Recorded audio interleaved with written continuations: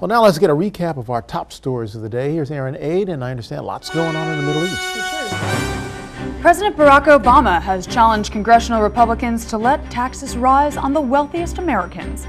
In his first press conference since re-election, President Obama outlined his plan to avoid the fiscal cliff. He called for quick legislation to rule out tax rises on the middle class, but refused to extend the cuts to the wealthiest Americans. The U.S. faces an end-of-year fiscal cliff of spending cuts and tax rises.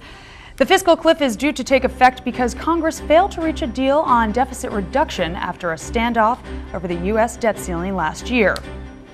Palestinian officials have asked the UN Security Council to act in order to halt Israel's military operation in Gaza. The UN Security Council held a late-night emergency meeting to discuss a volatile situation in Gaza.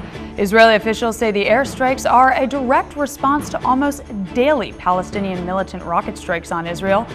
One of the Israeli airstrikes has killed a top Hamas military leader, Ahmad Jabari.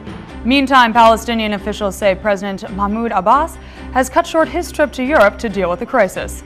China's Communist Party has tapped Xi Jinping to be the country's next president.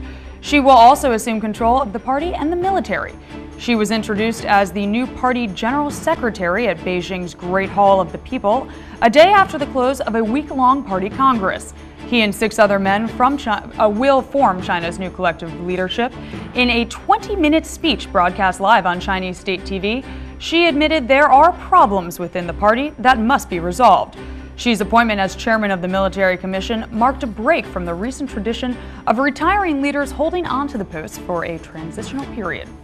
And those are just some of your top stories on this Thursday, November 15th, 2012. All right, thanks, Erin. Very welcome. Well, now for a feature we call the 65s. 5 stories from around the globe in 60 seconds.